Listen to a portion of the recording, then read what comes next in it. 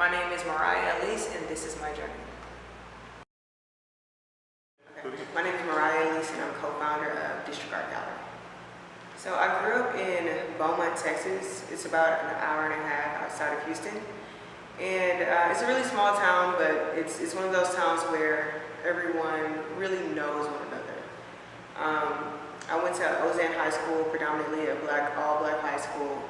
And it was one of those towns that you only have 2 high schools right now. Like typically it has 2 high schools with about 3 other private schools. So my upbringing was definitely a country upbringing where I walked around outside with my shoes off and caught dragonflies with clothespins. that was my upbringing. Wow. Cool. So I have a very close-knit family. It's my mom, my dad, and my brother. And my brother's about 4 years older than me. So my brother's an actor. But my brother would always, he pushed creativity in our household.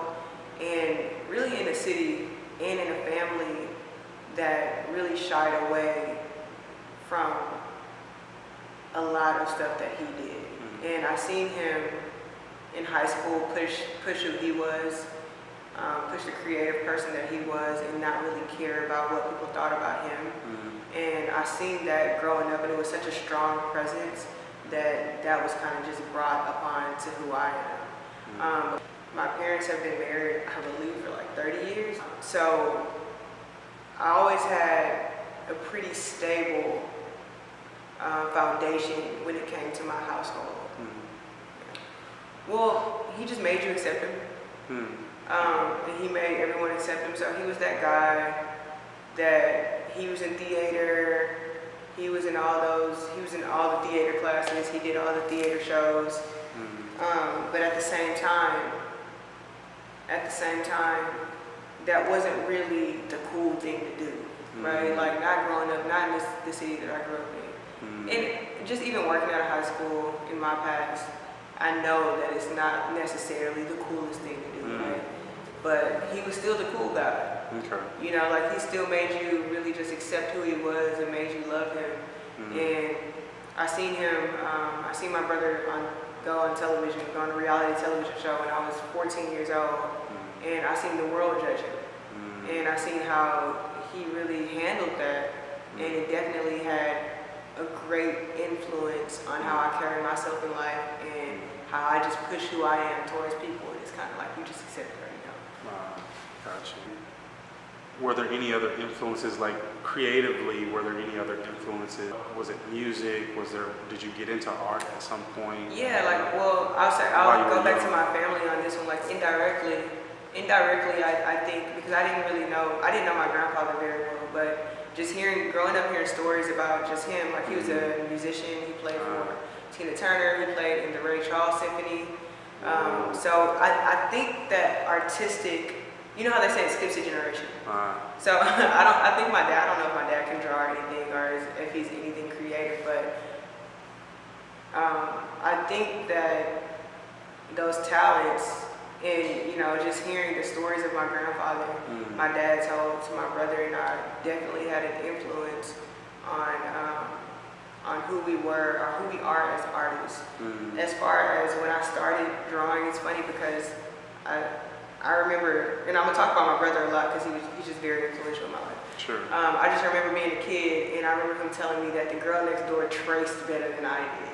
Oh my God, that ruined my life, right? Like, I started crying and everything. I thought that was the worst thing in the world because I'm like, not only can I not draw, I can't trace either. Like, what? Now, how old were you at this time? You remember? I don't know. I had to be like 10. And I was like, look, Dorian. And he was like, oh, I think her name was Raina. He was like, Raina traces better than you. Wow. But it was funny. It's funny, like, when you think about it, it's like, what? Like, why do I get mad that someone traces better? But I didn't even take art in high school, so it's funny. I was more of a writer. I felt like I was more of a writer. I taught myself how to play the piano mildly. So I was honestly always searching for, I knew I was creative, and I'm like, man, I know I can do something. And I just could never find what it was. I wasn't in band in middle school, and I was like always first chair. Like I was always that person. Okay. But What instrument did you play? I played the trumpet. But, and I think this is important to know, my teacher and I just really didn't get along. So The band teacher? My band teacher, Uh-huh. yeah. And she, because of that relationship, I just didn't want to be in band anymore. Really? And so, yeah, so I think that that's important. You know, like teachers really need to understand that also. Did that relationship and the struggle you had with it, did it do something to your, as it relates to your creativity? Like, do you think it held you back in some way creatively, I guess with music? Musically, yes. Musically, okay. Because, I mean, that was a great foundation, you know, to understand how to read music and to understand how to take something fundamental and then bring it to something artistic, like you know, like through an instrument, right? Yeah, and so what I think was missing in the program and band that I didn't align with is they tell you what instrument you're gonna play. Like they tell you what instrument you're really like good at. And I was okay with like the trumpet, but then what really killed our relationship is my teacher asked me what I believe was more important, band or math. And I said math. And she got upset. Instead of opening the conversation and us having an open discussion, she got upset that I thought math. But you have to realize in the city I grew up in and what's around, you're taught that band is an elective. You choose to be here. So I just felt that math was something I needed to graduate, right? Like I wasn't even looking at it from an artistic standpoint. But I was always searching for what I was doing. And into high school, I'm assuming you had stopped. Yeah, so I stopped. So in high school, I started getting more into writing. Okay. Which I wrote a lot of poetry, and I would just do a lot of. Where I gained the confidence as a writer is we did poetry. They did like talent shows in high school, or poetry slams, and I won a few poetry slams in high school, and it just, and I was okay with getting up and talking in front of people.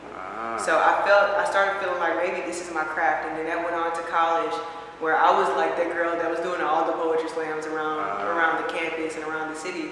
So where'd you go to college? U of H, University of Houston. Yeah. Okay. Yeah. And so you got involved in, even more so during that time period in college, in poetry. And and I initially went to college for creative writing. Okay. So that was my thing. I wanted to be a creative writer. Like I wanted to be a script writer. And so I'll bring my brother into the conversation again. He introduced me to Tracy Edmonds, and I ended up talking to her right before I graduated. Tracy Edmonds is a producer, so she produced like all the black movies in the 90s, like not all of them, but a lot of them. Really? Okay. And she's also a writer. She used to be married to Babyface. Okay. Oh, okay. Tracy Edmonds, right? Okay. So, Gotcha. So she worked really. My brother and my brother, they worked closely together on a few projects. So he knew that I wanted to be a writer, so he let me get some advice from her. So that's an amazing opportunity to be that close to someone that's that close to an industry, let alone TV and movies and things of that nature and entertainment. Right. So it sounds like that had an impact. The relationship with her had an impact? No, her encouraging words had an impact. And the hope that she gave me for where I could be when I graduated college, because what she told me is you know how to get in contact with me, call me when you graduate. And so I have never called her, so if she ever sees this, I never called her, I never reached out to her or anything. She might not even remember that conversation, but what that level of a person does is give you like some type of hope of where you could be. So through that conversation and hearing her advice and her encouraging words, it made me want to continue writing, but I ended up changing my major. What did you end up majoring in? I ended up majoring in public relations. Public relations, okay, good.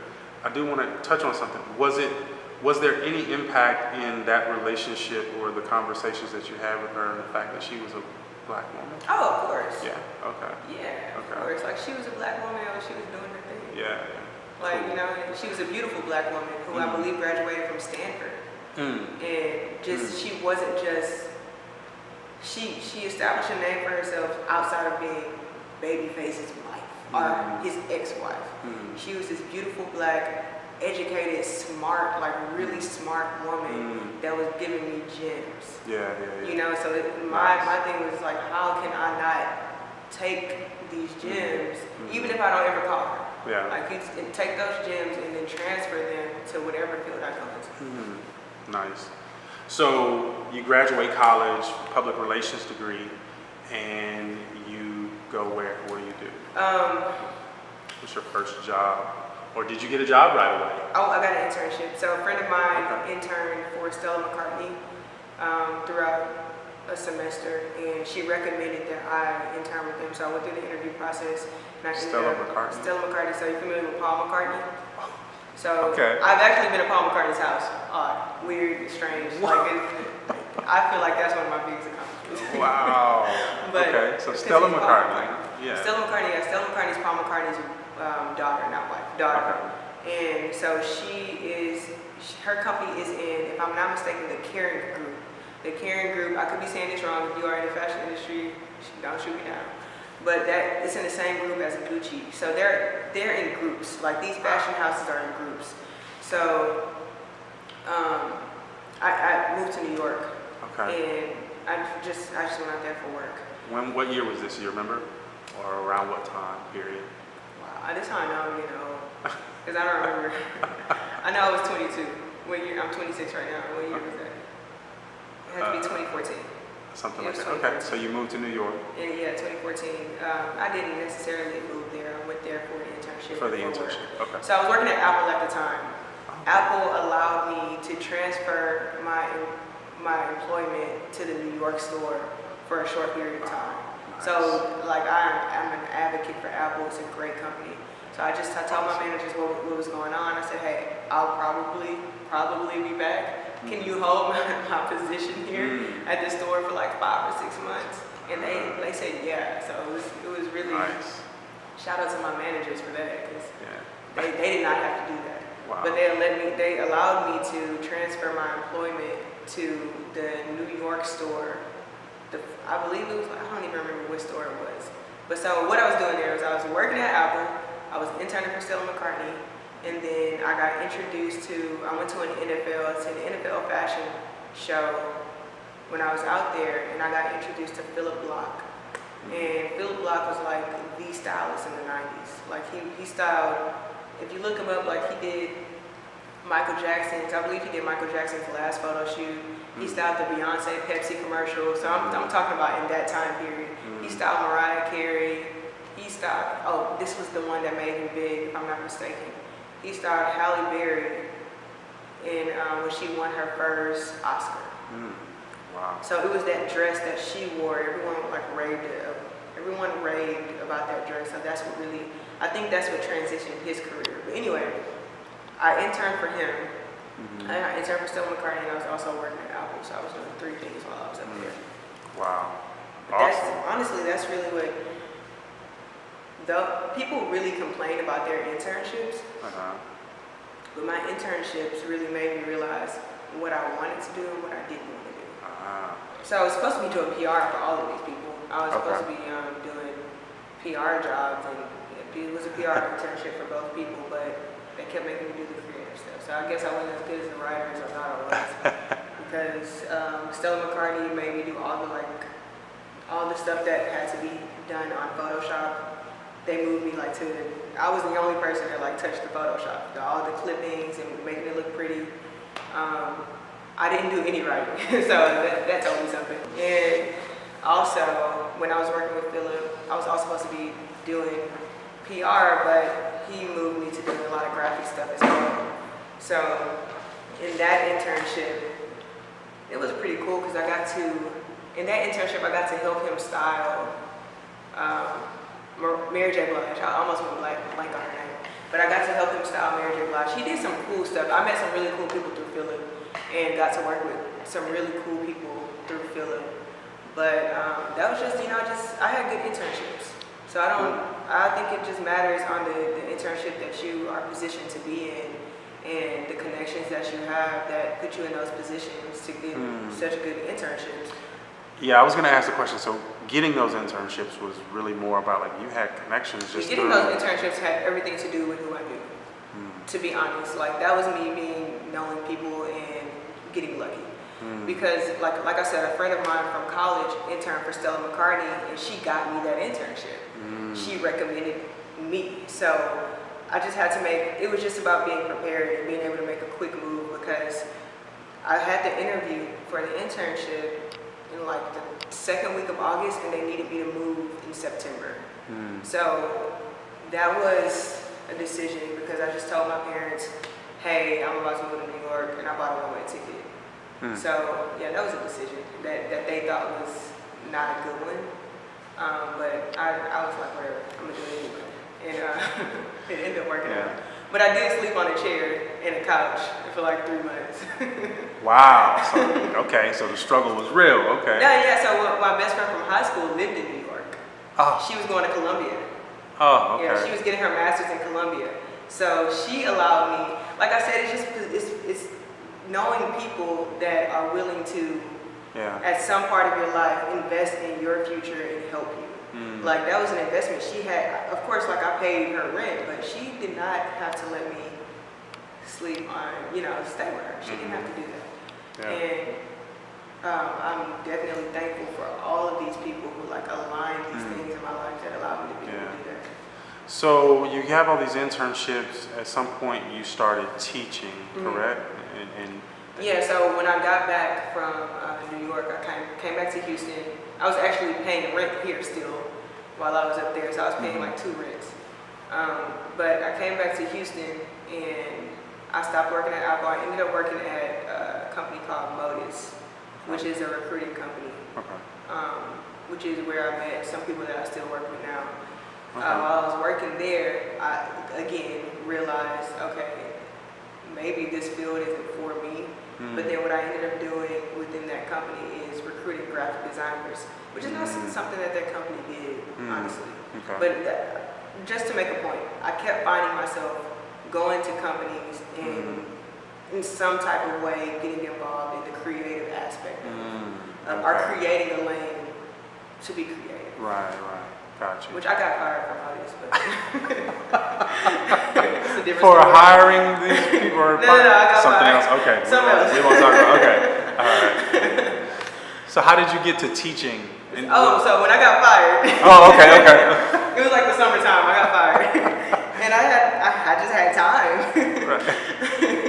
So I had time to figure out what I wanted to do. In that summer, I read this book by Robert Greene called Mastery. And in this book, he just touches on all these different artists or people in the creative industry and what they did to propel themselves. So he talked a lot about getting, putting yourself in a position to where you would learn about your craft, but also be able to support your life. So I kept thinking, like, what can I do to be a better artist, but also like not be struggling and not be broke. So then I just went to go get my, I studied for like 2 weeks, went to go get my my teacher's certificate. I took the test and I ended up passing the test, get the teacher's certificate. And it was a struggle, like I'm making it seem like it wasn't a process, but then I ended up getting a job to teach high school art, in which that taught me a lot. Like, cause when you teach, you have to be able to know what you're talking about. So I had to go home and learn a lot of technical things that I wasn't privy to and transfer that to a teaching model. Got you. And going back to your previous story about your relationship with your band teacher, did that influence how you were as a teacher? Oh, yeah. And what grade level did you teach? All high school, 9th through 12th. 9th through 12th, okay. And what did you take from that experience? How did that transition? Just to not be discouraging, especially when you're teaching in the arts. So you've been teaching for 2 years, and you decided what? What changed for you? So I have a business partner in District Gallery, and he really pushes entrepreneurship, and he really just pushes being able to really be free and create your own thing. And so I had him in my ear for quite a bit, telling me to quit. And so I was just trying to figure out if it was a good decision for me. But eventually I did. I quit in the middle of the school year, which wasn't really fair to the kids. But after explaining it to them and just like kind of giving it to them in an encouraging way, not to just quit their job, but to just follow their dreams. And leaving the line of communication open to them, I just think I think I quit the right way. And I think it was necessary to quit when I did. And I didn't just leave them cold turkey. I let my boss know a few months before that I was thinking about it and to start looking for new art teachers. But put together a business plan, presented it, and got this partner. We partnered on this, and then I quit my job and started doing this. Okay. So this is District Art Gallery in kind of right on the outskirts of downtown Houston. What was the concept? I'm thinking of like when you first start, like the business plan. What was the concept and what's the mission of District Art Gallery? So the mission has changed quite a few times. Okay. And that's only because you grow and you realize that I think that we are more than I thought we were, or I think that we are different than I thought we were, or we might be less than what I like. I mean, I'm not saying that we're, but you know, the mission just changes. But at the core, I just really try to understand and try to keep an understanding that what an art gallery does is present imagery. And I always thought, I think imagery is important, and I always thought that the way that Black people are presented to the publics hasn't historically been positive. And what I've also learned is that a lot of Black artists, they're called Black artists, but they don't necessarily, they just want to be an artist. And so I try to create a space to where you see this art that is put into a box of Black art. You see it beautifully, and you see it presented the right way. You see it presented in museum quality, and whatever museum standard is. You see it presented that way, and you don't look at it and you see Black art. You look at it and you see beautiful art. And not all of the artists are Black, but that was initially my initial goal was to have art that I fell in love with, and be able to share that and sell that to the community, whatever community that may be. Right. So did you do any research before you started? When I was teaching, actually when I was working at Modis, I started looking for jobs at art galleries, and I kind of just started walking into these art galleries. Well, I just threw myself on this lady at Dean Day Art Gallery. Okay. Where's that located? That's on Colquitt Street, which has like 6 different art galleries in that one area. Okay, here in Houston. Okay. Yeah, I threw myself on her. This is an older lady. She'd hate me if she heard me say this older lady. But then this lady, I started hanging out there basically. She told me she couldn't pay me. And I was like, it's cool, I just want to be here. So every Saturday, I just started going in between 9 a.m. and like 5 p.m. I just sat in there and talked to her and really distracted her from doing her job, because we get into so many conversations. And I learned a lot from her, and I learned a lot about how she presented her work. And she had been doing it since the 80s. And she gave me a lot of information, and she gave me a lot. And something else another conversation I had with this one woman was at a consulting firm, and I begged this lady to take a meeting with me. I was trying to get out of that job so bad.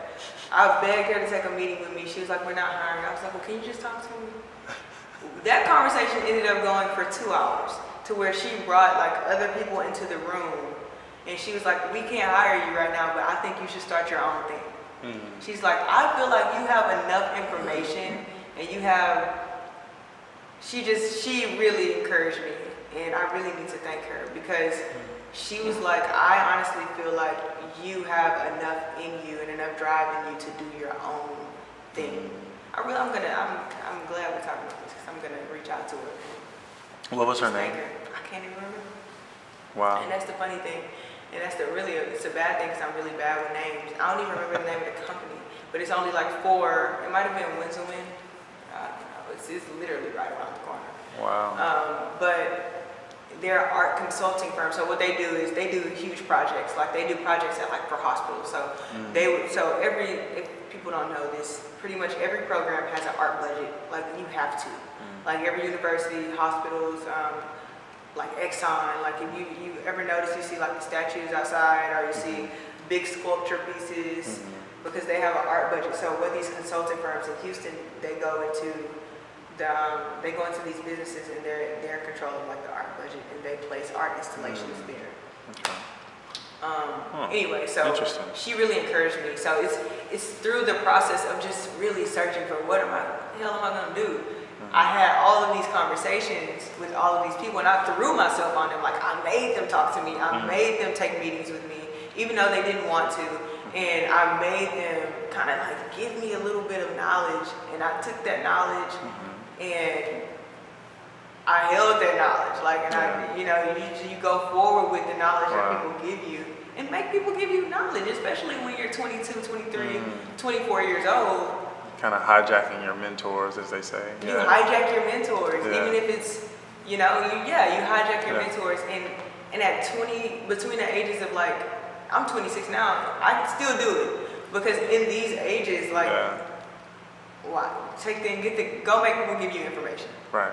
And make people take meetings with you. Like, you have to present it the right way, though. If you don't present it the right way, they're not going to take the meeting. So you're here. So the art gallery, you give us some insight on. So your mission has changed a little bit over time, but you've only been open for what? 6 months, 6 or 7 months. 6 or 7 months. Okay. 7 months at this point. Has it been the experience? Has it been what you expected? Has it been different? I don't know that I came into this with expectations. Okay. I can't say that I came into this with expectations. I can't say I came into this knowing how hard it would be. But I can't say I didn't come into this knowing how hard it would be. Because like when you think about entrepreneurship, or you think about starting a company and building a company, you think about how hard it's going to be. You hear people say how hard it's going to be. But to experience how difficult are the challenges, you have to go through the motions. I don't know that I expected it to be as challenging as it has been. But on the contrary, I don't know that I expected to see myself grow as much as I watched myself grow. And that's a whole different experience, to like watch yourself become this person that you had no idea you had the capability of being. So you've been kind of adapting along the way with the change and the... It's been a learning curve. I've never run an art gallery. But it's been like a beautiful learning But curve. You jumped in. You jumped in with no real previous experience, but it sounds like you had a lot of encouragement, and you gathered a lot of information along the way. Oh yeah. Before getting to this place. I did a lot of research, but research compared to doing is very different. Right. Advice compared to moving on that advice is very different. So if you're not the person that can say, I'm gonna figure it out, then a lot of stuff not gonna be for you. And I think anyone that starts a business, like you go in with these expectations of, it's gonna go this way, it's gonna go this way, it's gonna go this way. But you have to learn what's gonna work, what's not gonna work. You're gonna fail in some areas. You just figure it out. And I hate to say that you just figure it out, but you do. You just literally figure it out. And you make a lot of mistakes that cost money. You make mistakes that cost time. And you fail, and some things work and some things don't work. And you have to just learn the lesson.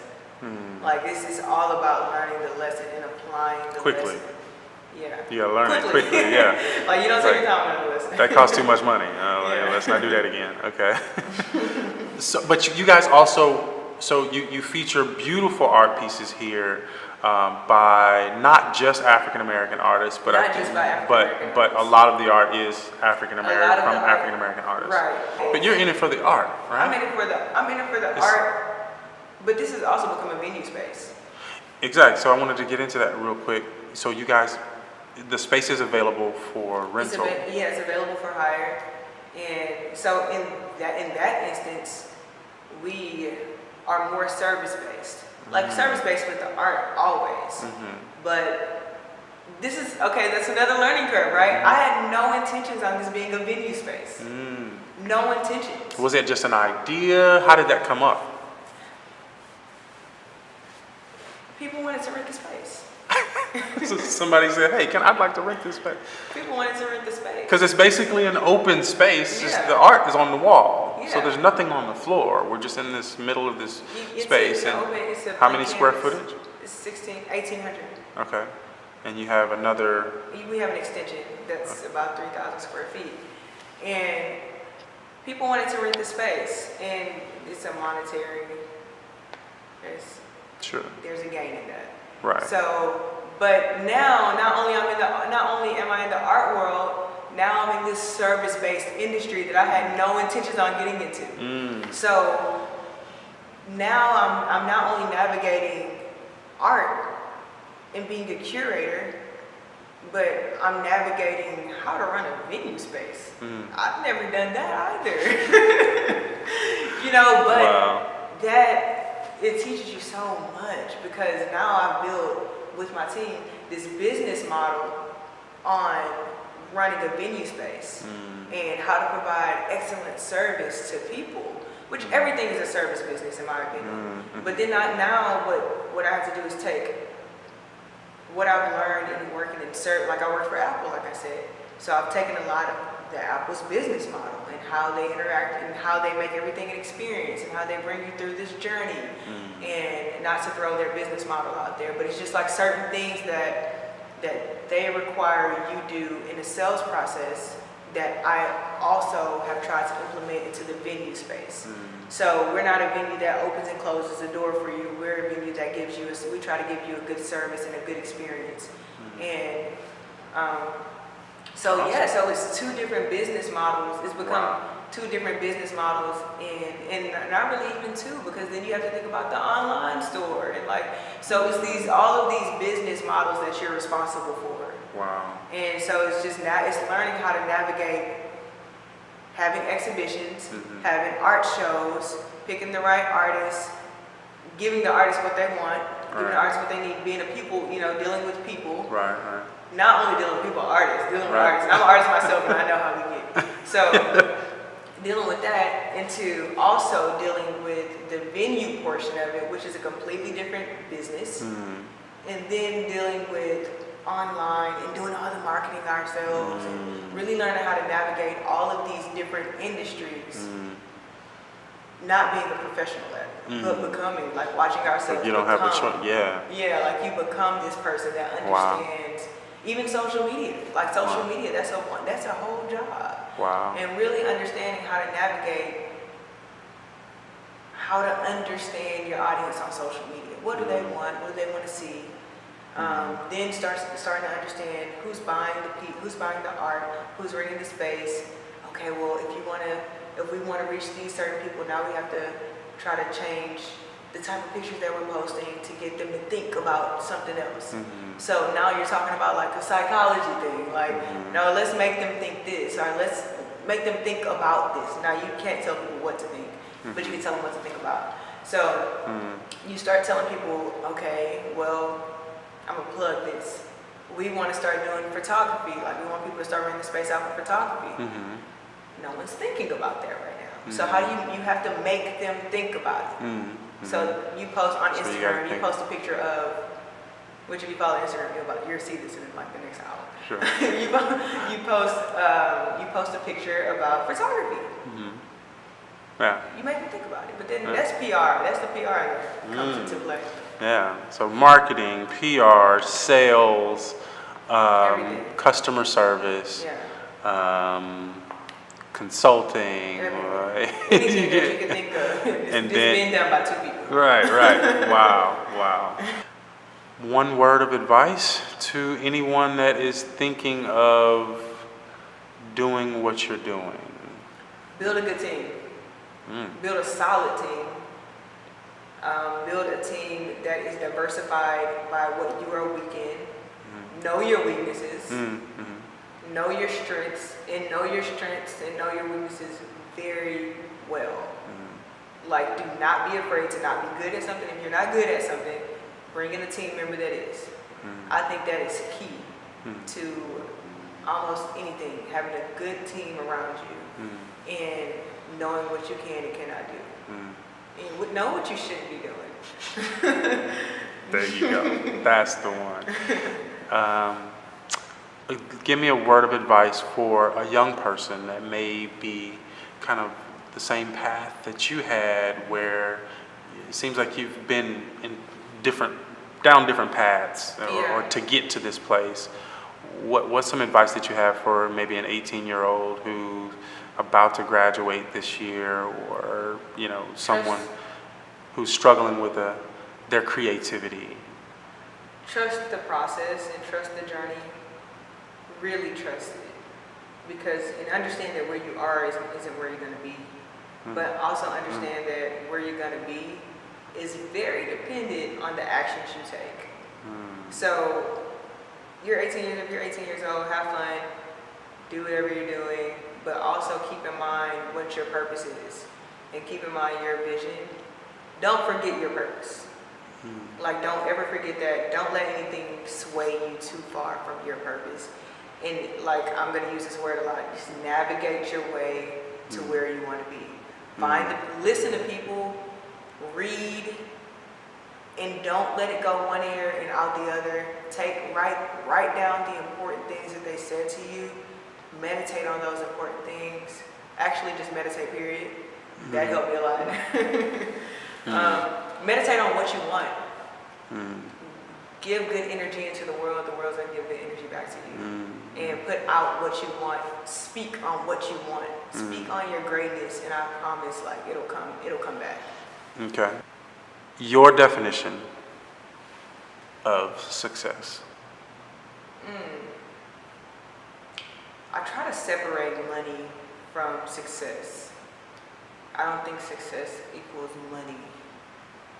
I think success equals, are you fulfilled in what you're doing? Did you have an impact on the world, or whatever you want to have an impact on? It doesn't have to be the world. Did you have an impact on people? And did you do what you were supposed to do in life? Did you take the steps to do what you were supposed to do in life? I think that's what success is. Success is, am I fulfilled in this life that I'm living? Which is hard for people like us. Like, it's to be fulfilled, because we're always looking for what's next.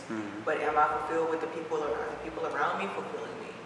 And do I have like love around me?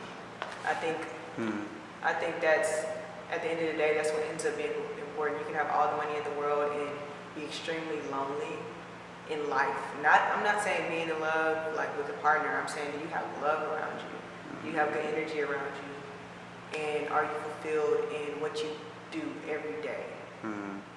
That's success.